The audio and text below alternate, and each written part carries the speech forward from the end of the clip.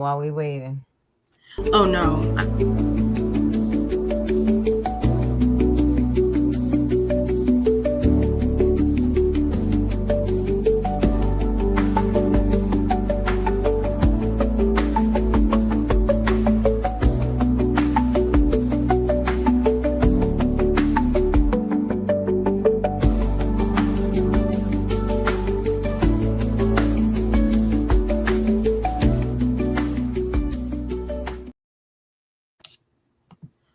All right, welcome to Monday Night Chat with SK. It's your girl SK, and we're here tonight talking about how early wounds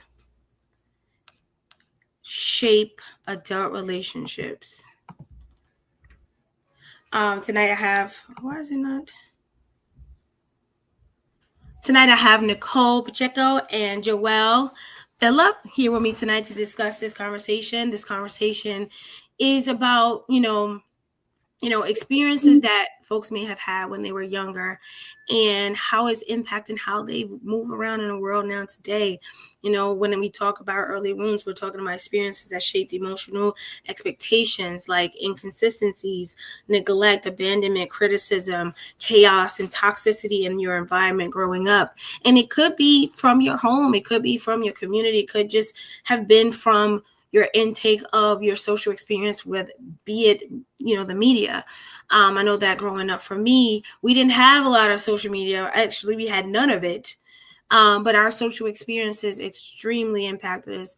When you think about hip hop music, video music box, and all the things that we were running home to see, and the sitcoms, Family Matters, and all these things, all of those things impact us, whether good or bad. And so tonight we're talking about wounds because I know as an adult, I realized late in life how some of the stinking thinking that I carried from childhood did not work for me as an adult. And until I addressed those wounds and got on my healing journey, did I shift enough to be able to operate as an adult. And it doesn't go away. And we're going to talk about that. It doesn't go away. It just gets managed when you find that awareness. So I'm going to bring it to my guests. I'm going to have them introduce themselves. Guys, I want you to introduce yourself, tell folks who you are, what you got going on, and, just a little bit about why this conversation is important to you. Let's start with Nicole. Well, hey, how you guys doing? I am the executive producer of a podcast called Love Misunderstood. We talk about everything and anything of the misunderstandings about love and try to get to an understanding, not about man versus woman, but coming in together to understand man and woman. Awesome. And why is this conversation important to you? This conversation is important to me because I personally have had childhood wounds.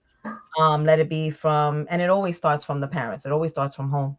And what interests me into this is that those childhood wounds can definitely define the adult that you become until you catch it, until you see, wait a minute, what was right, what was wrong. And I think therapy is a very big part of it. You also got to want to heal. You also have to be able to point the finger back at yourself and see your rights and your wrongs where you've been in with to yourself and in life in general. And I think healing has a very big part of that. Once you're able to point the finger back at yourself, once you're able to heal, those wounds are not as hurtful. And I'm healing now. So I could definitely speak from experience on what had hurt me before that created so many triggers on me being, as we mentioned before, the firecracker. I don't pop as quickly as I used to once upon a time. Don't get it twisted. My her in here could definitely come out in a hot second. But I try to make sure that I maintain my her because my her, I don't like her. You know what I mean? Right. Well, So keep her team. I don't fight with her either. All right. No. thank you. No. Thank you so much, Nicole, for sharing that. And we're gonna get in the thick of this. We're just trying to warm it up a little bit. So, Joelle, tell us about who you are, what you got going on, and why this topic is important to you. Good night, everyone. My name is Joel. I am a writer, a poet, and currently right now an AI engineer. This topic is important to me because I have been struggling with it for a very long time, and it's finally starting to make sense. And I recognize, for all of us 35 and up in that club, it's like we lived through this era where all these expectations were on your age range. You had to have X, Y, and Z done by this age, and the world is not working the way that we told it would. And Mm, I had to start realizing, especially as a man, that much of the context that I was given about how I was supposed to show up as a man do not apply to me at all. And mm, then had to start pivoting, start trying to figure out where do I begin to do anything, or where do I exist in all this. And it's just like it's funny to me because now at 42, I'm starting to realize I've only been alive honestly for the last 7 years, and everything that before that is kind of just like a blur of somebody else, and it wasn't mm. really me. So that's why I'm learning to take this very, very seriously, because I'm like, if I get another 42 years of life, I gotta have a different set of circumstances. It cannot be with the ones that I started with. Right. Right. My next 40 is not going to be like my last 40. I Hmm. hear that. So, like, what are some patterns you all You know see? it. You What are know some patterns you all see in adults who often, or what are some patterns you see that you can say are often displayed by adults that can be pointed back to early childhood wounds? Like you see somebody do it, or you see somebody behave a certain way, or say a certain thing. What is the thing that makes you be like, oh, that's coming from childhood, or that looks like that's a childhood wound? What are some of those things that you notice? it. I notice it a lot in dating, which is exactly why I haven't been dating for almost 3 years now. Mm-hmm. We work so hard on this public persona. It's where we get our degrees, the money that we earn, the cars that we drive, the places that we live, all these accolades that we put to our names so that on paper we look extremely great in whatever direction that we go to. Mm-hmm. But nobody has that conversation about who this person is privately. Hmm. And a lot of people, even I'm sure all three of us, because Mona, I know me and you had this conversation before, but it's like you see all these impressive people, and then when you get connected with them and they start trusting you or showing you a private side, you going from this top tier dope to being told that you got to deal with a toddler with a 401k and abandonment issues. And it's like, I ain't asked for this. Where did that come from? But it's this whole portion of them that they have not worked on at all, because they spent all that time and energy dealing with the public persona instead. And so it's just like, whenever I hear about how many relationships are going bad and how many people are not with the person that they thought they were with, that's what I realize now. It's just like, because we're being hoodwinked in a way, and we're all guilty of it at some point too, because we don't always know things about ourselves and generally won't have the opportunity to have someone check us about it until we expose that within ourselves. Right, right. I Well, mean, what about you, Nicole? What are some things that you notice that you see? Like, I mean, it could be in yourself, or it could be in other people. I know for the most part, we tend to see it more and quicker in others than we do in ourselves. So, what are some things like you see in others that you're like, what I see in others is a few things. The first thing that popped to my head was what Joelle just said, relationships. I'm like, ooh, yep. That's why I was nodding my head, because I'm like, it's if you're sitting outside of the relationship and paying attention to what's going on, you can see it.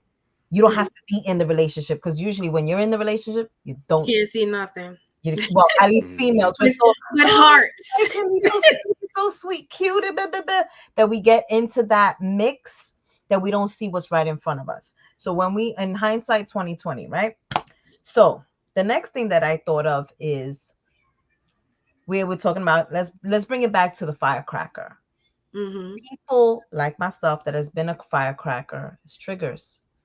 It's the little girl talking, the little girl that wasn't protected once upon a time. It's the little girl that, no, me, look at me, I'm here. Can somebody finally give me acknowledgement, or can somebody Hmm.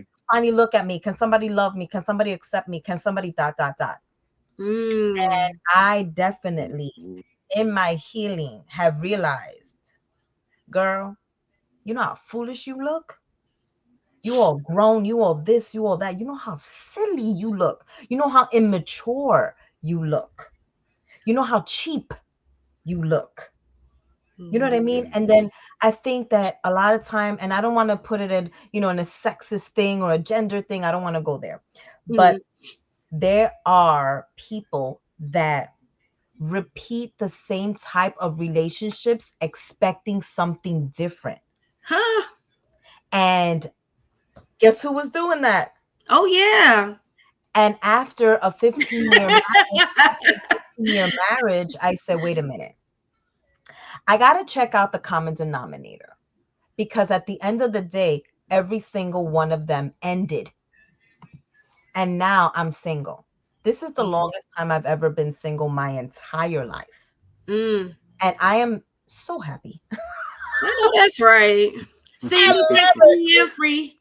I love Making it. Exactly. And up I more don't want to be, money. anti No, men or anything like that. So please, Joel, please no, don't take it that you way. just gotta But love having a bed all to yourself. it's not only that, I'm learning of where I went wrong. And Mm. where I went wrong is that they picked me and this may sound really silly what I'm gonna say. So for anybody that judges, enjoy it. Listen. I didn't know that I could say no.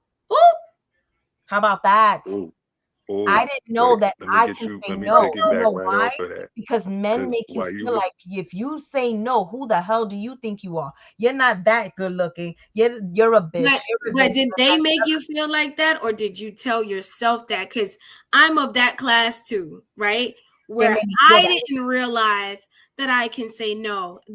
But that comes from childhood wounds because Yes. that was one of my healing journeys where I had to um come to that awareness that I felt that I was obligated to indulge in relationships just because somebody wanted me.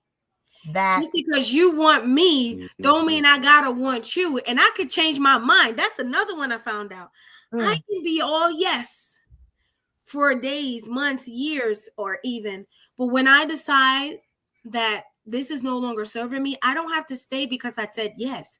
I can change my mind. mm-hmm. And that is something that I feel come from childhood because we weren't given permission to have self agency.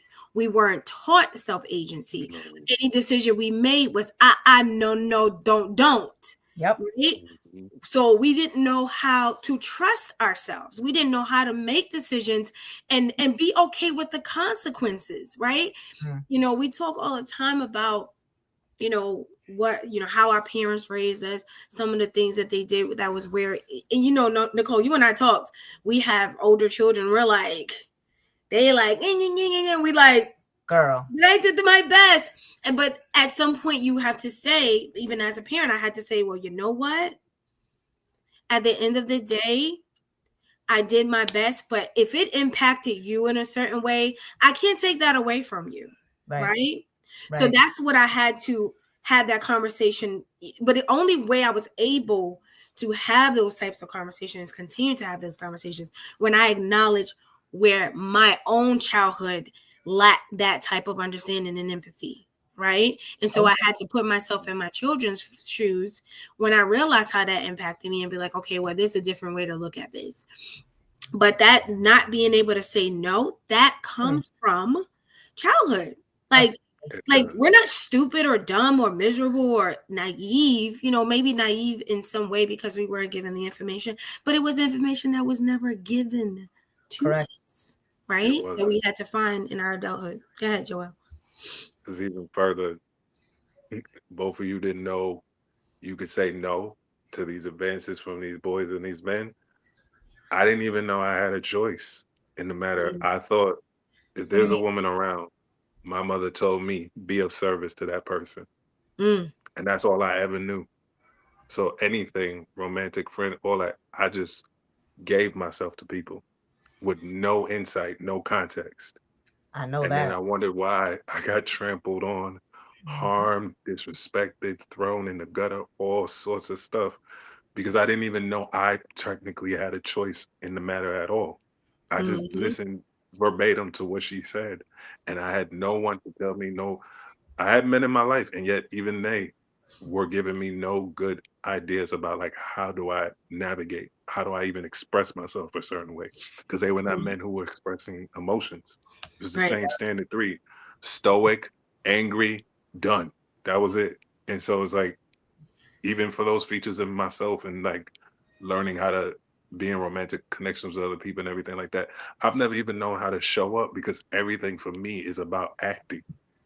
All I'm Mm. doing is just putting on a mask all the time for Oh all my sorts of people. God. Yes. So it's just like for me, that is directly stemming from childhood because up until a couple of years ago, I had no idea I wasn't being myself. Mhm. And then in reality, I have to accept now, based on my childhood, I actually never developed an identity. I've just Mm. been playing other people. I've Ooh. copied what Right. people did and Mimicking. then I put on Yep. that mask. Mm-hmm. Exactly. Or being performative, right? We're playing Ooh. Being the performative. script, Yeah. right? People telling you who Yeah. you should or shouldn't be, and you're in the Hmm. script. You're playing a role. You can cast yourself in somebody's ideal of you, and it Exactly. takes a lot of self awareness to come out of the script. It takes a Exactly. And lot of self awareness to come out of the script. I remember when I had the epiphany, I would cry and cry and cry because I thought I was doing everything that everybody wanted me to do, right? Yeah, I had missteps, right? Did things, but for the most part, I'm like, I'm a good girl. I try to do the right thing. I don't drink, I don't smoke. I party a little bit, but I try to be on the straight and narrow. Trauma things happened to me. I kept quiet. I absorbed the pain of being betrayed and violated, and I kept trying to be the example, the vision, and the person that everybody wanted me to be, and still was not getting that love that I felt I needed. Right? Validation didn't show up. I still felt abandoned. I still felt neglected. And I'm like, I'm performing, like Nicole, like you were saying, look at me. I'm performing. I'm doing well. Look at all the great things I'm doing. And I remember the day I said to myself, Shimona, stop performing. Nobody's watching. Ooh. Ooh. mhm, Say that Nobody's mhm, watching. mhm. Yes. Yes. You know that Yes. one dig deep. You know that one Yep. dig deep. And I Oh, stopped yeah. performing. There's nobody in the stadium, Shimona. There's nobody in the audience. The theater is empty. Yep. Who are you performing for? Mhm. Right? And when I got that clarity, I then took control of my life. And if you just so happen to get a sneak peek of what I was doing, you have no say in what's in this performance. Sit back, watch, and enjoy the show. You Word. don't get to dictate. Do we get to go to the theater and tell the actors what to say, what lines to say, and how to say it? No, we do not. No, do not. Nope. And that happens both in relationships, romantic relationships, family relationships, even in your career. You have people trying to decide who you should or shouldn't be. Oh wow. Yeah. And Oh what we do, we perform. yeah. Hmm. Hmm. And that's where those things come from. You know what I'm saying? Yeah. I love what It, you guys are saying, man. This is awesome because I feel like every moment has its purpose. And mm, as I said in the beginning, I'm healing. This is what my soul needed. And I mm, say that because I you had mentioned 7 years old. I'm 2 years old. mm, My email address is literally the day that I decided mm, enough is enough. mm, Nicole, this is what you need to do.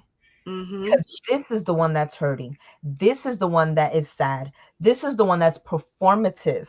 And I work in the finance industry, baby. mm, Finance industry for females, right. people. Predominantly male industry. Yep. Honey, it's very Hmm. male dominated, and you have to perform to make sure that you can fit in to a corner. Never mind the box, never mind a seat. You know what I mean? So I'm learning through this. Like I said, I'm not even 2 years old yet. If you know my email, Shimona, so that's the date that I said enough is enough. I'm not 2 years old yet.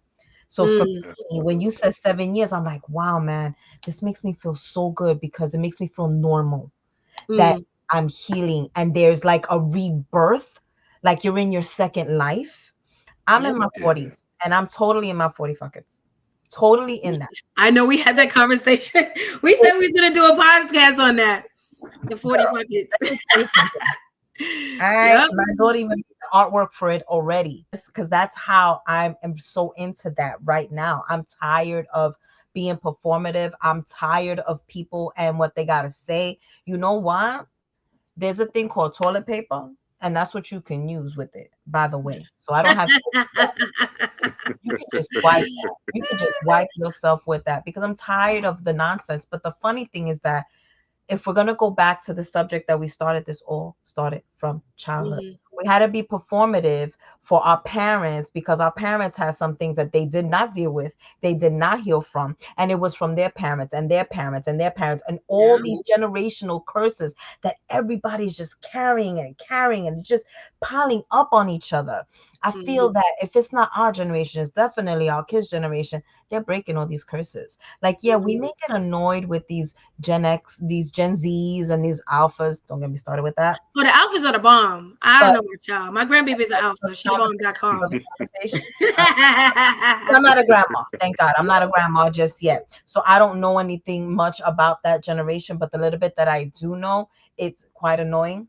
And I'm but they're only 5 or 6 right now, alphas. Alphas, is that young? Well, yeah, they're around the pen. Around the pen, they're like 18, 19. Yeah. The height of the alphas is like the late alphas teens. are pretty young, because they're already on to the next generation of Omega.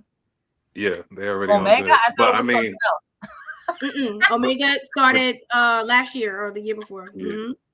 But you know what's funny about that though? It's like you just said, Nicole, that we're like here breaking generational curses. And the funny part is we are in a very unique position that as a generation, we don't really have a choice but to break the generational curses from the groups that came before us, because of the impact that they placed on us and our lives, to the point where we don't have 9/10 of the things that every generation passed on to the next. So we didn't get that. And now we have to fight a whole new battle. And then the funny part is, now, whether we wanted it to happen or not, we've created a new generational curse for all the younger ones after us, because they are going to live in a screens only lifestyle going forward. We are the last generation to know what life was like before the screens. And that creates a whole new gap of information that's not being processed and sent over. And a lot of the times I tend to think like one of the founding reasons that our generation has had to learn how to figure out what's been going on with us is because we got the internet and became interconnected in a way that no other generation before us ever could. And so we weren't just getting people in our age group, we were getting their age group too, and we even getting people younger than us, and we were all saying what we've been through, talking about it loudly and showcasing like, this is why I am the way that I am now. And no other group did that before. But I also had this very interesting conversation with my brother recently. He was like, I don't get why everybody just want to be on the internet and just, it's always the same pictures with the same poses. When I was in jail, I thought, me and my boys used to just do our little thing. I thought that was for us. I thought that was special. I didn't realize they was doing that all over the United States. I didn't realize it was that. I was like, yeah, we all had our own community. Like this, everything was, hands open. Exactly. Everybody had their little jail posts, but it was like, it was all regional. What you did in your area mattered to you because that was your area. Then we got the internet and then put all the areas together, and everybody like, see, I'm doing it too. It's just like, you not even from where I'm from. A lot of the social norms are happening overseas, and it's you like when you're in something, you tend to believe that it's isolated to you, right? Or your immediate environment, right? And just to double back on the alpha, so I researched it. That oldest alpha is 12. The oldest alpha is 12. The oldest alpha is 12. So my grandbaby is 5.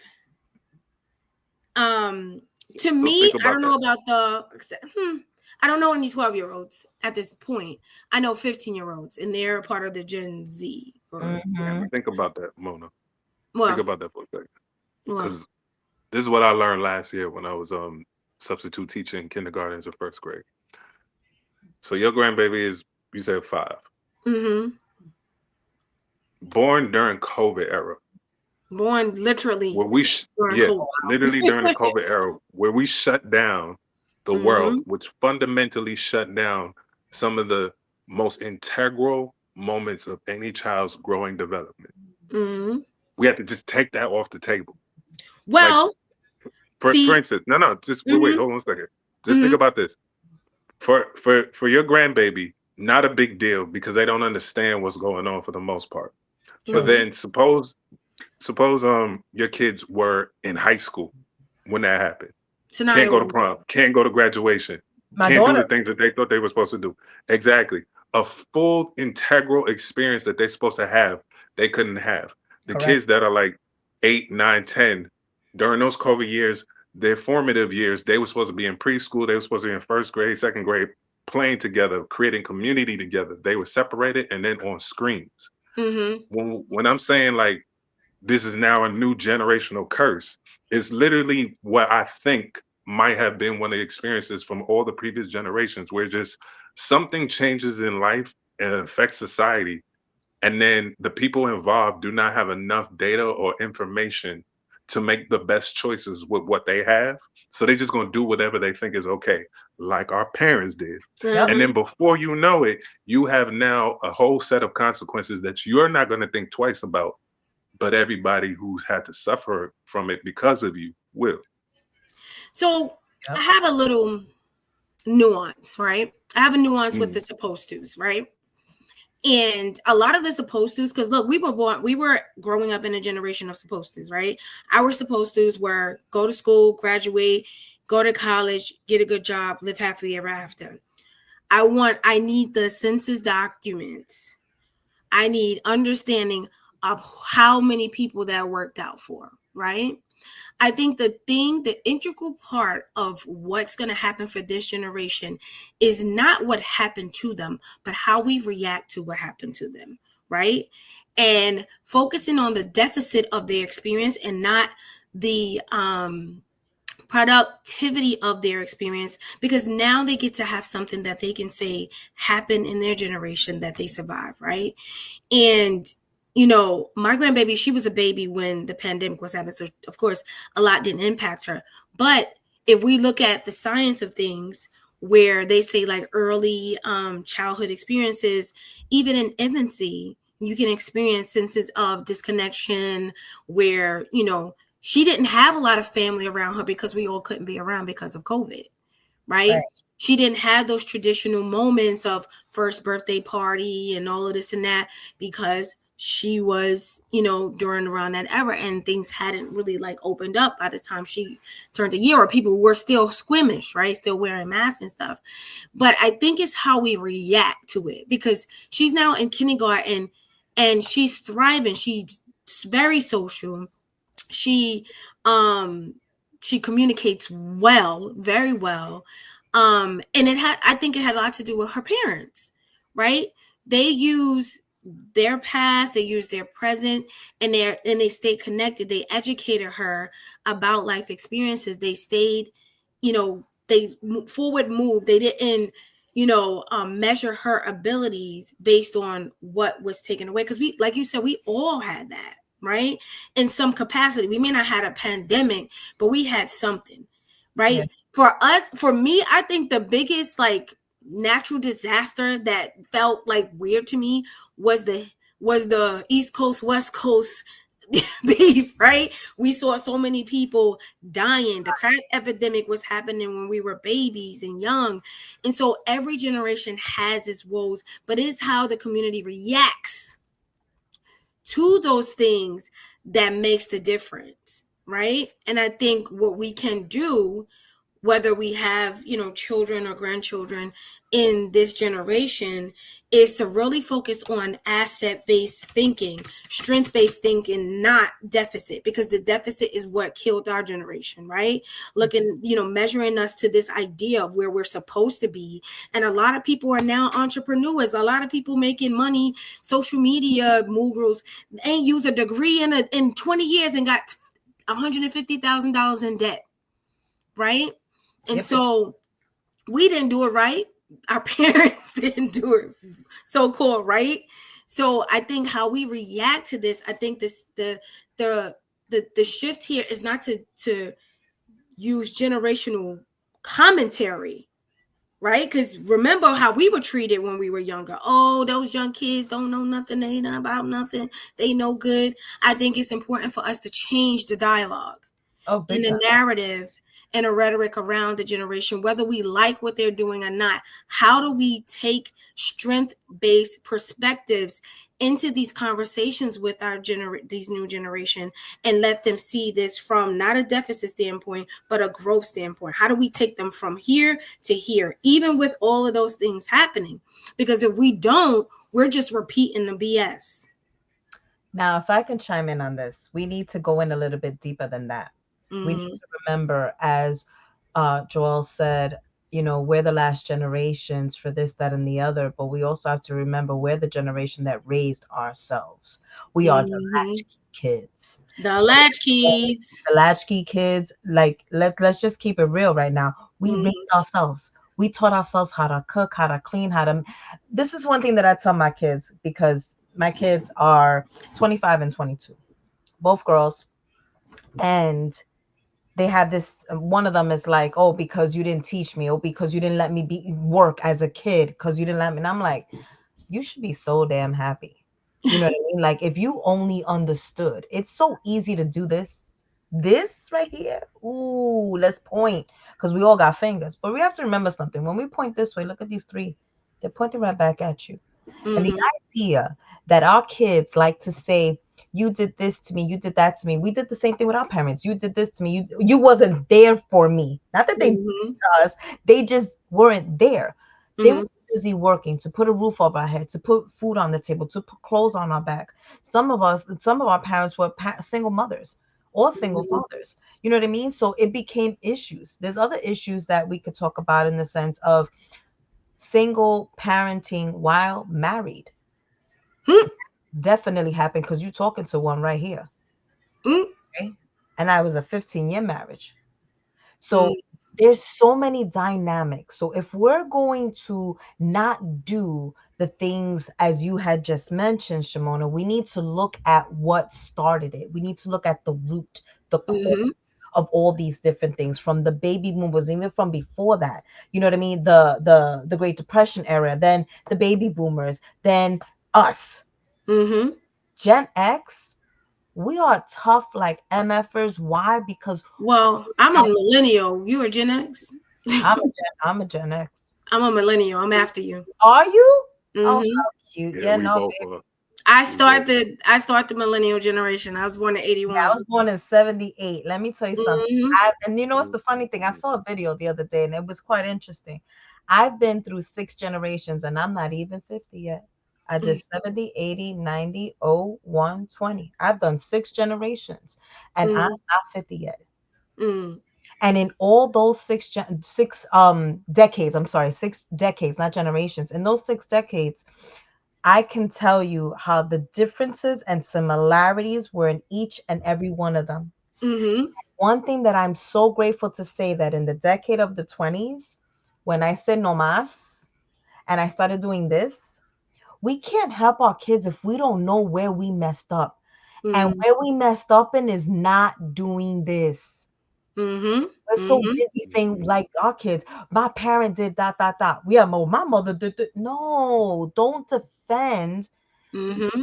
Listen, we got one of this and two of this, and it's for a reason. And that's another lesson that I've learned within this healing. You know Mm-hmm. what I mean? Mm-hmm. It triggers. If you do two of this and one of this, that trigger's not gonna come, because you Mm-hmm. also have one brain.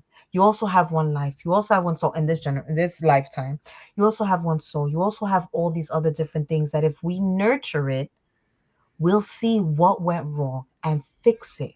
And not be embarrassed to say, damn man, it's okay to do this. It's okay to do this. It's Mm-hmm. okay. But Mm-hmm. as long as nobody sees me, you know what? Guess what, people? Look at me. Look what I'm doing to me. Because Right. Mm-hmm. ain't nobody else to do this to But me. there definitely needs to be a both and, right? And we're gonna get back into like we're gonna take it into adulthood. But there is an importance of doing a both end, right? I Yes. think for a very long time, I focused on the ugly scars. Yes. And I remember being on the train and I was doing, because I've been doing self-discovery myself because I try to practice what I preach. And as a coach, I'm like, if I'm going to ask my coachee to do a certain activity, I need to do it myself. And I remember I asked someone to take a journey back to the first time they ever experienced joy. And so I did it myself. And I'm going to tell you, I was bawling, crying on the train because it took me forever to find those memories. But as I was trying to find those memories, I was going through all the dirt and dust and pain and ick and bleh and bleh. And I was like, oh my God, it's dark in here in this tunnel. But when I found the memory, I was able to find a newfound perspective towards my parents. Mm. For years, I was going around speaking as if I was a woman who grew up in a single parent home. That is a bold-faced lie. That is a bold-faced lie. Why did you see it that you was in a single parent home and it being a lie? How was the Because of the expectation of, I just kind of like fell into the rhetoric. I kind of just fell into the rhetoric because, I believed what my family said about, my parents and their partnership, and, nothing, of course, was perfect. But when I sat back and really thought, my dad was in the house my entire childhood life, for like from the time I came out my mom's womb to when I had my first child and beyond, they separated when I was probably around 17 or 18. And then before my mom passed, they were back together. And because of like all of the drama and trauma and stuff going on in the family, I disconnected myself from both my parents. I left home at 18 and moved to Virginia. And I felt like, I could live life without them. I don't need them. I don't need them.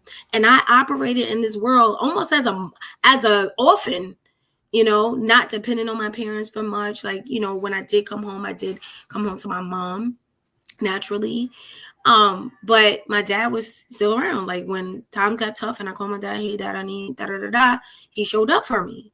And I'm like, how did I form this idea that I was raised in a single parent home? And I realized it came from other people's input about my upbringing. And I kind of totally erased my dad. That's sad. I'm sorry. And I didn't, and what made it even sadder is that I didn't fix it until a month or so before he died. But at least he was still alive, mamita. Let me tell you something. My father died when I was 9. Mm-hmm. And I remember the day that it happened. I remember exactly what happened that day. I remember the clothes that I had on. I remember the smell in the room. I remember that moment. I think until the day that I die, I'm going to remember that moment. It was that traumatic.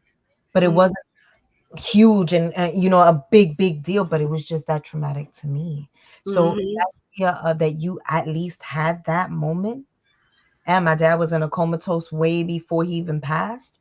That's a blessing, mama. Even if it's this much, you had a moment. There's some people that don't get that moment. That don't and I was too young to even understand life. Now, right now, like you don't know how many times that I'm very spiritual and I do look at photos and think about things and try to feel the energy that's in the air and what's going on, because come on, we can't make believe that the things are not happening right now, especially now. And I ask, are you proud of me? I hope you're proud of me, but if you're not, let me know. If you are, let me know. And they'll be like one of the because he used to do DJing and he was a chef as well and stuff like that. They'll come up with a song that I haven't heard in eons, but it was a song that he would play, or it would be something. So I think it's a beautiful thing for you, Shimona, that even though it was 2 months, but it was something. I think it was even less than 2 months. So I remember I was getting my flu shot. And it was so funny because I was getting my flu shot and I don't think I was getting another COVID shot. I think I was getting a flu shot and something else. And the practitioner when I got off the phone with my dad, he was like, that's one of the most beautiful conversations I've ever heard. Because we were just talking and laughing. And I remember, like, right before I made the call, I told my friend, I was like, I think if I call my dad, he's going to die. Because my dad passed at 94 years old. Wow, he lived. He God lived a bless. long time. And I kept thinking that if I call him, like, he's waiting for me to call him. And I remember like saying, like, because I stayed away for so long because I felt after a while staying away was because of guilt. Oh Mm-hmm. yeah. Like it was no longer anything else. Like I want to say the last 5 years, staying away was more about guilt than anything. And then I said, you know what? Stop. Yeah. And my friend was like, just do it, just do it. I thought my dad was gonna be mad at me. I thought he was gonna just like be standoffish. Like it was years that I didn't talk to him, and I called him, and it was like we had talked yesterday. We were laughing, and I was just like so like, oh my god, like he didn't make me feel bad about being away for so long. He didn't even question it, you know. And like I said, periodically I would call him, but I didn't have the relationship I felt like I should have had, right? Because I allowed all of the noise about, you know, with the family drama and stuff keep me from having that relationship with my dad, even though none of it had anything to do with me. But out of, you know, not wanting to be like I'm betraying anyone or, you know, whatever, I let myself fall into the rhetoric and I let myself feel that guilt that, you know, I couldn't have a relationship with him because of all these things. Mm-hmm. And, you know, my mom had been gone at that point about 18 years. Whoa. And so I lived in this world. I operated in the world as an orphan. Yeah, is that how you say orphan? Orphan. And my Orphan. dad was still living. Yeah. So even unintentional wounds as a child, the message is, and that's why we have to be careful how we talk to our children about other people, right? How about we're not talk about other Right. people in general? Right. Because Let's Right. we forgive. shape their relationship of that person through our own experiences of them, Yeah. right? Yeah. We don't let Yeah. them, like, give them the basics. Like, I've been telling my daughter about the boogeyman and all the mans since she was a little girl, you know? And I had to throw in some women's too, you I know? But I told her in a general state, I didn't point out any person. Look, make sure that you are, you know, like, you know, I would say to her the things that I knew pedophiles would say to kids, like, "Oh, you're gonna get in trouble," or da da da. I would tell her, "You're not gonna get in trouble. Nobody's gonna hurt mommy." Da da da. But I let her form her own relationships and discern people on her own, right? Without giving her, you know, I ain't gonna say I never slipped up and said some wild stuff about her dad, but I tried to make sure that at some point I have a conversation with her about it. Like, that's my relationship with him. That doesn't have to be yours, right? But those are some of the things that kind of help, like, kind of contributed to our wounds. I know it taught me not to trust certain people Oh or a yeah. person that looked like that person, Oh yeah. Mm-hmm. Yeah. right? And then when But I we get mean, in relationships, if that person got any inkling of that person that mama said was a problem, you ain't want to give. So Joelle, I got yeah. a question for you to you know, get you back in this conversation. Um, what are some ways that people tend to people please, and like how is that played out in your environment? Like, are you someone that people please, or have you seen people that people please, and you know, what does that experience tell you about their childhood? Um, I am still a recovering people pleaser because it is Mhm. not something that just is separated from who you are. I mean, all right, first I'm gonna go back to what you two were just talking about, and then I'm gonna blend it into the question. Um, thank you both for those sharing what you said with your family members and what wasn't able to happen, but understanding how heavy the context really is. I have gotten the chance to say what I wanted to say to both of my parents, and I'm very happy about that. But after all the work that I've done, I have to come to terms with the fact that I do understand now more than ever, I'm never going to have the relationship with my parents that I always wanted. That the Mm. version of me who desired it at such a young age had no idea what he was talking about. He just wanted to be accepted. And although my parents loved me and they did their very best with me, they could not accept me as I was because they didn't understand me. Thus, Yes. I didn't get necessarily the kind of support that I needed from. They gave me the support that they had. They gave me the support that they knew. But I needed more than that. I needed something else. And Mm-hmm. unfortunately, that just made me a very unorthodox person my entire life. So even now at this age, I love my family and I've done things right, wrong, said the wrong things, tried to make up, lived a whole different ways that I thought that I was allowed to be, as many variations of mistakes I have made, but I've never gone off the deep end to the point where I could never talk or deal with any of my family. But I recognize that a lot of the choices that I made were in spite of my family because they didn't know what they were talking about. They thought they did, but they did not. And that affected me way too much. Mm. So when I talk about being a people pleaser, it's because at that age is when I decided I'm never going to win in life unless I give people what they want. That's Oh, what I decided as a little kid. And then I made myself live that way this entire time. And only until now am I realizing how much of a traumatic experience that is the entire way through. So when we talk about wow. people pleasing, it is literally a survival mechanism and a Mm-hmm. defense mechanism at the same time because you Mm-hmm. just want to be there and for people to be there with you. And Mhm. everything in life is saying, nah, Mm-hmm. nah. So you are Yeah. willing to sell yourself, not your words, not your voice, not your eyes, your ears, the whole package, just so Mm-hmm. someone else can be like, okay, not Right. even I love you, not even you're the best, just okay. And Mm-hmm. I feel like so many of us in life have been functional people pleasers even without knowing it. And that Mm-hmm. even more in this society that we are living in currently, it actually it kind of begs you to be a people pleaser. I mean, even think about it when you're working. Think about how stupid all of us are when we're working because you are willing to make choices that you would never make just to protect your paycheck. Oh my God. Mm-hmm. That's people pleasing. Or Think you about question how, your choices. or you question your choices. We've all Because I said quit a we've been job in in a bad. minute. Exactly. We've all said we've been in bad relationships, right? Think about how many times we have been staring our spouses in the face, staring these people that have been dating, willing to give them everything that we got, and they was just giving us crumbs. Not even Mm-hmm. enough to take a real bite, just crumbs. Mm-hmm. And then even down to it, both of you are parents. I'm pretty sure y'all had to people please as parents too, just to get the kids to rock with y'all. Cause there were just times where they just wouldn't do They don't anything that rock you would all ask the them to time. do. Especially when they get older. You like, Exactly.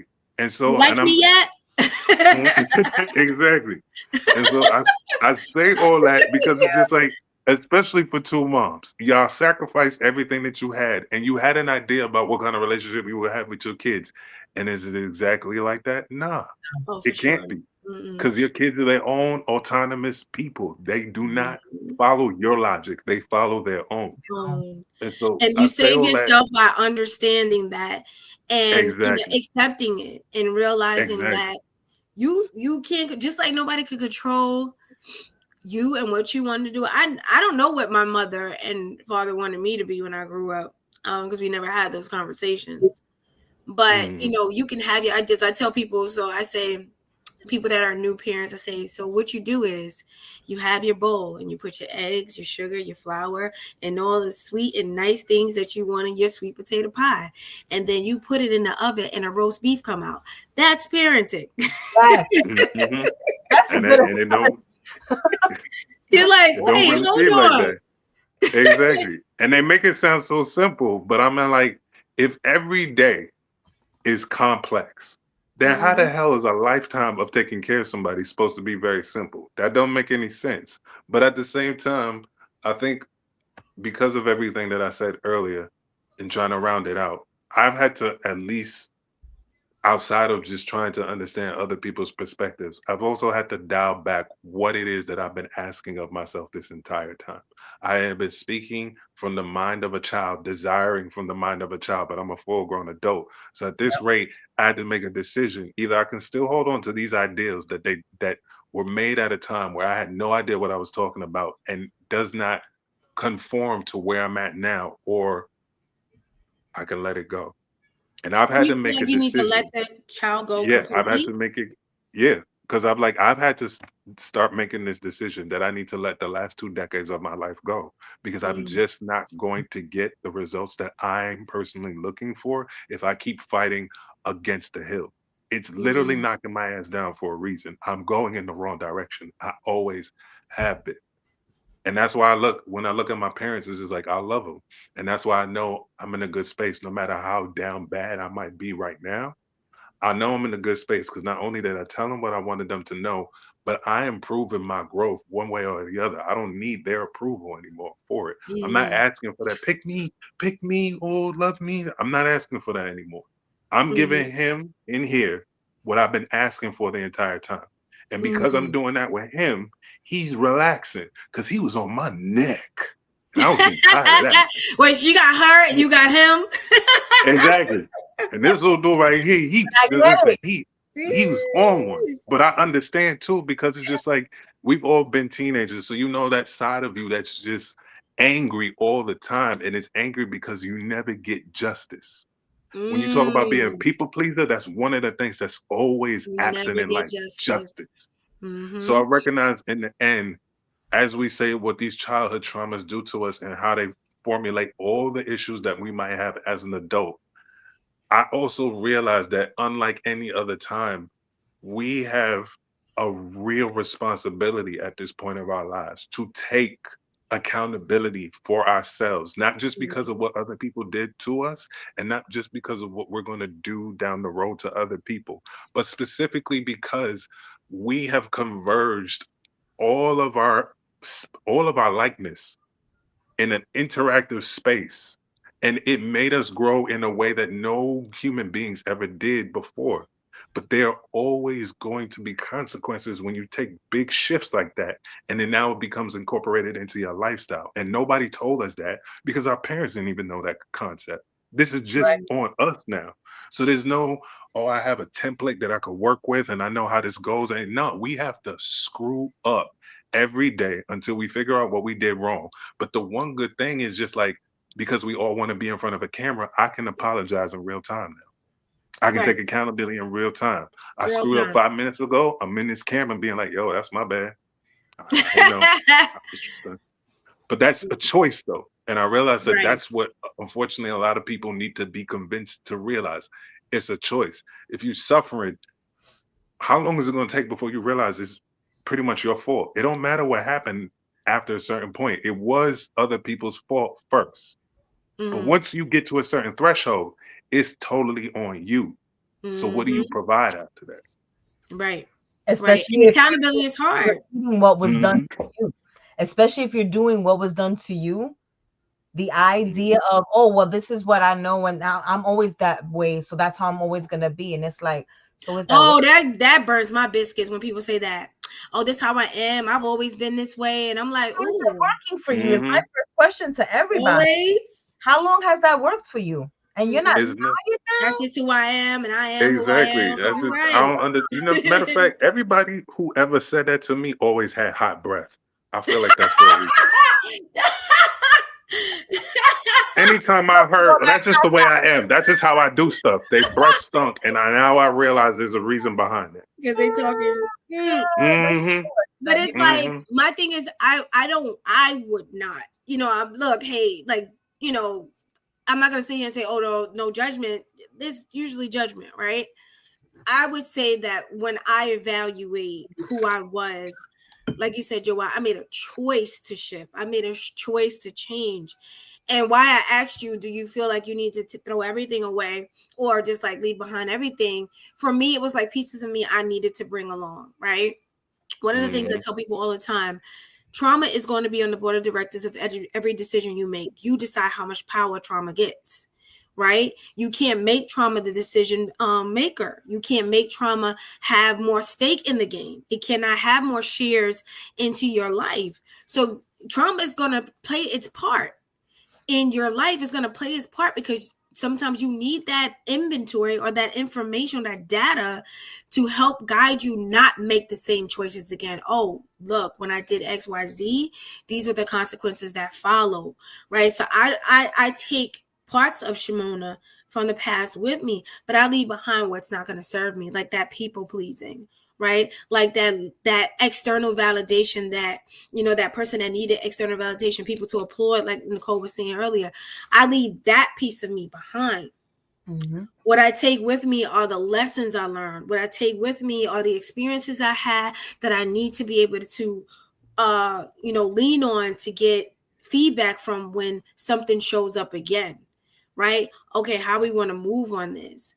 But a lot of times what we've seen is that people will allow trauma to make all their decisions, and then they're upset and hurting because they don't know why life keeps happening to them and not for them. But a lot of times you got the wrong people in power, or the wrong elements of yourself in power, and it's usually trauma, it's usually your ego, it's usually your low self-esteem. And if you have them as the power players in your decisions, your life is going to continue to go in this repeating cycle of experiences that hurt you, emotional pain showing up. Somebody can do the same, say the same thing, be the same person, be whatever around you, but when you have the power players in your life that are like, you could swivel that. You could be like, that ain't for me. I'm good. You know, those moments when a guy said, oh, you're like you're pretty, you're sexy. Or that woman that said, you know, you're a handsome guy, I want to get with you. And you see the toxicity. You only know it when you have the right power players in place. When you have your authenticity in place, when you have your discernment in place, when you have self-esteem that says, I deserve better in place, make a decision, that person will show up. That person is gonna show up. That is, you can't erase all those people out of the world. They're gonna show up, but who are you going to be when they do? Right? And you can't go into the mommy daddy conversation, because at this point, if you have that awareness, now you know what you need to do. And it does us no good to have that awareness and say, and use it as a shield or an excuse to make the same poor mistakes over and over again. Yes, mommy and daddy may have not met the mark on certain things, but now that I have this awareness, it's my responsibility. Like Joelle said, now it's on you. Now it's my responsibility to do something different for myself. Yes. Right? I need to parent myself. Mm-hmm. At this point, I need to mommy me. You understand?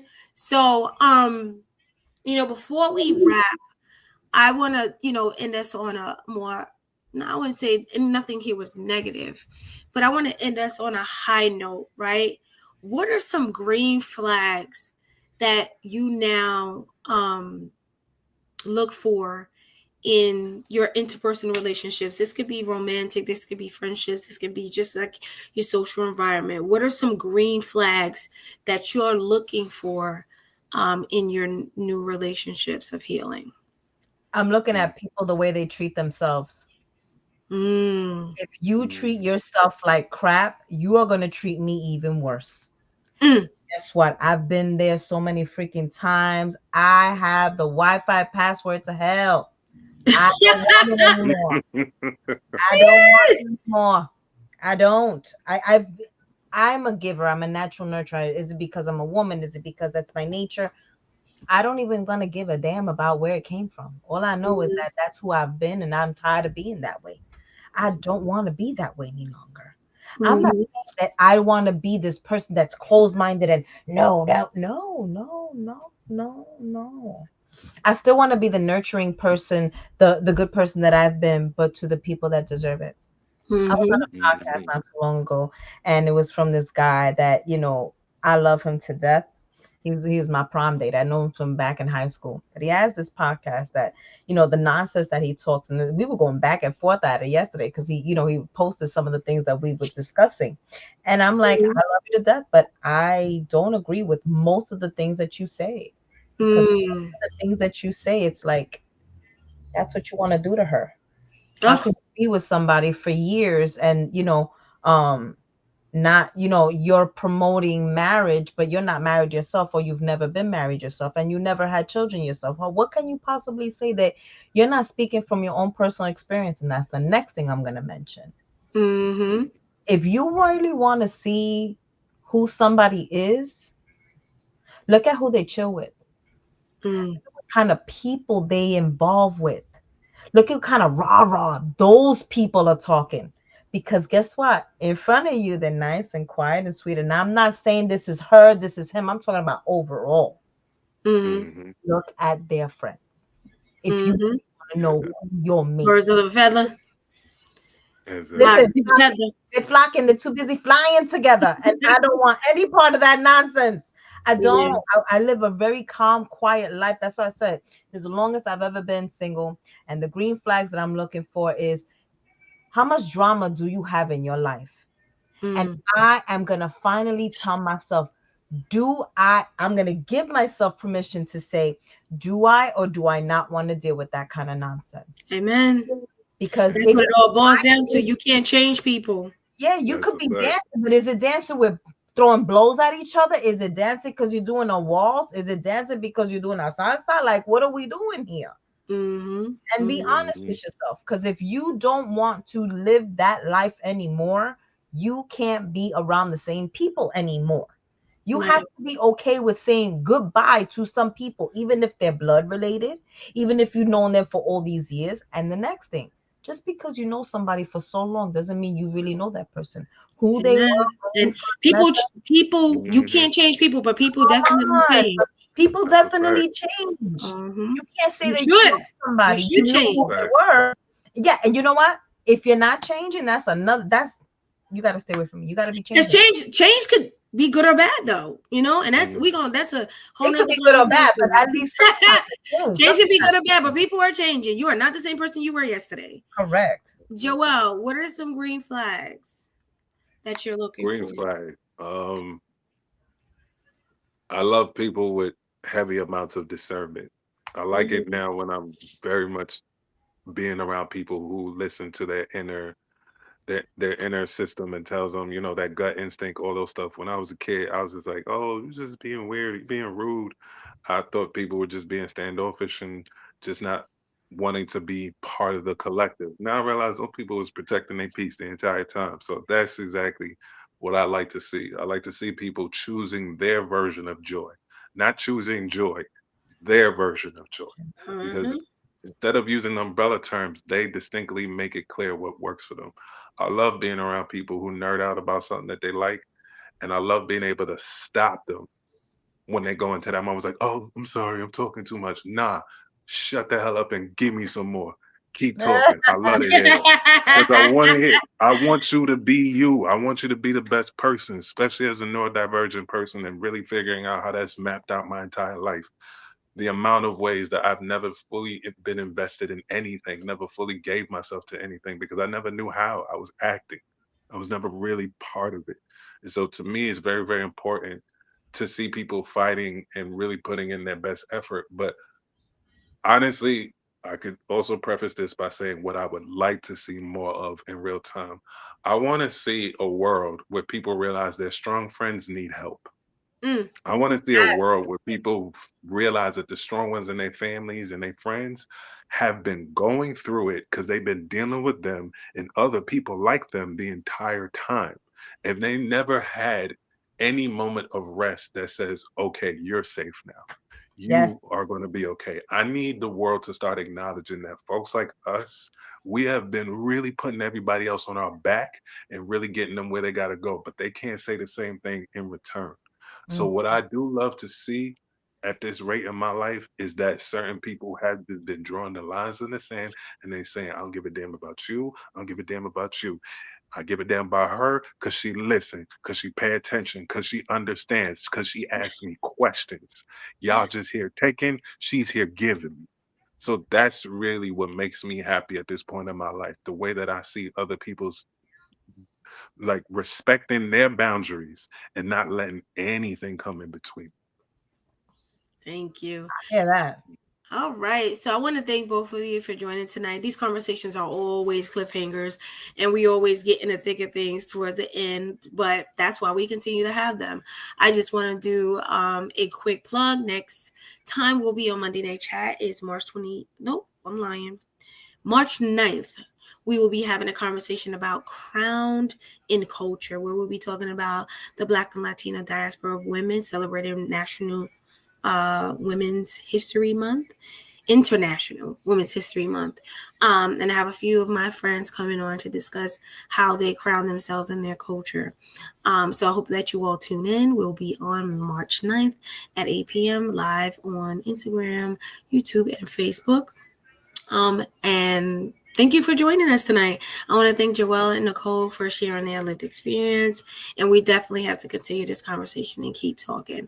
Oh, you all will see Nicole again on March 23rd. We're going to have another deep conversation about this whole adult life we're living. So y'all tune in for that. All right. I will bid you all good night. And thank you so much for tuning in. Thank you for having me. Thank you for having me, Mona. All right.